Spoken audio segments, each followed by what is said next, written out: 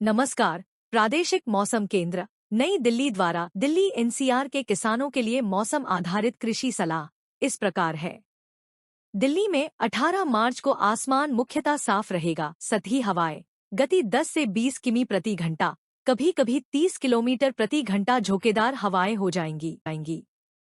19 और 20 मार्च को आसमान में आंशिक रूप से बादल छाए रहेंगे।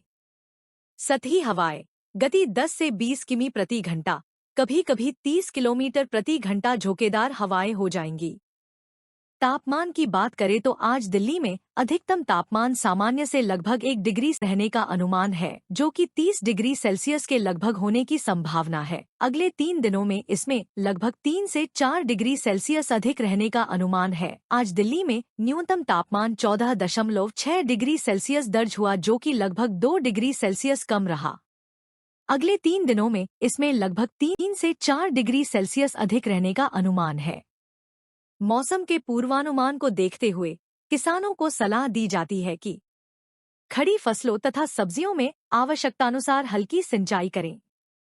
पूर्ण रूप से पके तोरिया या सरसों की फसल को अतिशीघ्र काट दें। मूंग की फसल बुवाई हेतु किसान उन्नत बीजों की बुवाई करें। टमाटर, मटर, बैंगन व चना फसलों में फलियों को फली छेदक कीट से बचाव हेतु किसान खेत में पक्षी बसेरा लगाए। सब्जियों में चेपा के आक्रमण की निगरानी करते रहें। इस मौसम में बेल वाली सब्जियों और पछेती मटर में चूर्णिल आसिता रोग के प्रकोप की संभावना रहती है। फ्रेंच बीन, सब्जी लोबिया, चौलाई, भिंडी, लौकी, खीरा, तुरई आदि तथा गर्मी के मौसम वाली मूली की सीधी बुवाई हेतु वर्तमान तापमान अनुकूल है, क्योंकि बीजों के अंकुरण के लिए यह तापमान उपयुक्त है। उन्नत किस्म के बीजों को किसी प्रमाणित स्रोत से लेकर बुवाई करें। बुवाई के समय खेत में पर्याप्त नमी का होना आवश्यक है।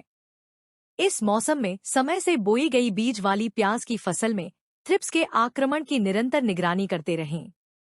बीज फसल में पर्पल ब्लोस रोग की निगरानी करते रहें। इस तापमान में मक्के तथा लोबिया की बुवाई की जा सकती है। बेबी कॉर्न की HM4 की भी बुवाई कर सकते हैं।